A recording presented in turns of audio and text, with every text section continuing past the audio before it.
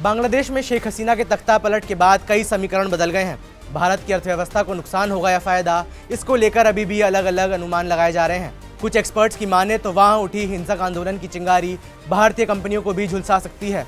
बांग्लादेश में कई भारतीय कंपनियों के भारी भरकम इन्वेस्टमेंट है। अगर बांग्लादेश में बवाल ज़्यादा समय तक जारी रहता है तो कई भारतीय कंपनियों को नुकसान उठाना पड़ेगा। लेकिन रिपोर्ट्स के मुताबिक सबसे ज़्यादा नुकसान अडानी ग्रुप की कंपनियों को होगा। बांग्लादेश में अडानी विल्मर जैसी बड़ी इंडियन कंपनियों का बोलबाला है। अडानी विल्मर तो बांग्लादेश की सबसे बड़ी कुकिंग ऑयल ब्रांड की मालिक है। फिलहाल देश के जो हालात हैं उसकी वजह से इन कंपनियों की सिक्योरिटी और उसके बाद वहाँ की एक ऑपरेशन और ऑर्गेनाइजेशनल गतिविधियों पर असर होगा। इस कंपनी की सेल्स पर भी गिरावट आ सकती है। ऐसे में कंपनी को घाटा उठाना पड़ेगा। अडानी विल्मर के अलावा अडानी ग्रुप की कंपनी अडानी पावर का भी बांग्लादेश में बड़ा इन्वेस्टमेंट है। दरअसल अडानी पावर ने बांग्लादेश के बिजली विभाग यानी बांग्लादेश पावर डेवलपमेंट के साथ 25 साल की डील साइन कर रखी है। इस डील के तहत अडानी पावर का झारखंड प्लांट जो है वो सिर्फ बांग्लादेश को बिजली सप्लाई करेगा। अडानी पावर और बांग्लादेश के बीच ये पावर परचेज एग्रीमेंट पिछले साल जून 2023 में ही शुरू हुआ था। हालांकि करीब 1 साल बाद इस एग्रीमेंट पर आंच आ सकती है। अडानी ग्रुप की बात करें तो स्टॉक मार्केट और अडानी ग्रुप के निवेशकों की भी बात करना बेहद ज़रूरी हो जाता है।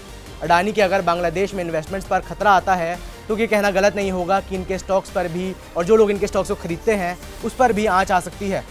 अडानी ने अगर बांग्लादेश में इन्वेस्टमेंट कर रखा है तो वहीं कई लोगों ने अडानी के स्टॉक खरीदकर गौतम अडानी पर भरोसा कर रखा है।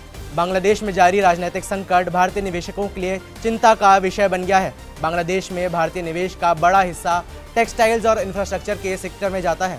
अगर स्थिति जल्द नहीं सुधरती है तो भारतीय निवेशकों को प्रॉफिट तो छोड़ ही दीजिए, अपने इन्वेस्टमेंट की सेफ्टी पर ही विचार करना होगा। धीरे धीरे बांग्लादेश में भारतीय निवेश की गति धीमी भी हो सकती है, जिससे भारतीय कंपनियों को नुकसान होगा। इसके अलावा अगर बांग्लादेश में स्थिति और बिगड़ती है तो वहाँ के व्यापारिक माहौल को देखते हुए, उसकी सुधरने की भावना कम को देखते हुए ऐसा हुआ तो इंडियन इन्वेस्टर्स को बांग्लादेश से अपना हाथ पूरी तरह पीछे खींचना होगा। ट्रेड और बाजार के हिसाब से देखें तो शेख हसीना का राज भारत के लिए ठीक ठाक ही चल रहा था। भारत और बांग्लादेश के बीच फ्री ट्रेड एग्रीमेंट यानी FTA को लेकर बातचीत चल रही थी और व्यापारिक संबंधों में भी बढ़ोतरी की संभावना थी।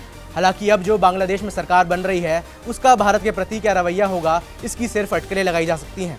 फिलहाल समझने वाली बात यह भी है कि जो सरकार, जो देश हिंसा को नहीं रोक पा रहा है, अल्पसंख्यक हिंदुओं पर हो रहे हमलों को नहीं रोक पा रहा है, उन्हें बचा नहीं पा रहा है, उपद्रवियों को पकड़वा नहीं पा रहा है, वो व्यापार और निवेश पर क्या ही ध्यान दे पाएगा। ये कहना गलत नहीं होगा कि अगर बांग्लादेश की वजह से अडानी ग्रुप को नुकसान होता है तो इसका असर भारत के निवेशकों पर भी पड़ेगा। सभी चीज़ें एक दूसरे से जुड़ी हुई हैं। हालांकि जैसा मैंने पहले कहा, बांग्लादेश की नई सरकार भारत और भारतीय कंपनियों की ओर क्या स्टैंड लेती है, सब चीज़ें इस पर डिपेंड करेंगी। अडानी ग्रुप और बांग्लादेश को लेकर आपकी क्या राय है, ये हमें नीचे कमेंट्स में बताएं। मेरा नाम है वैभव, देखते रहिए जी स्विच।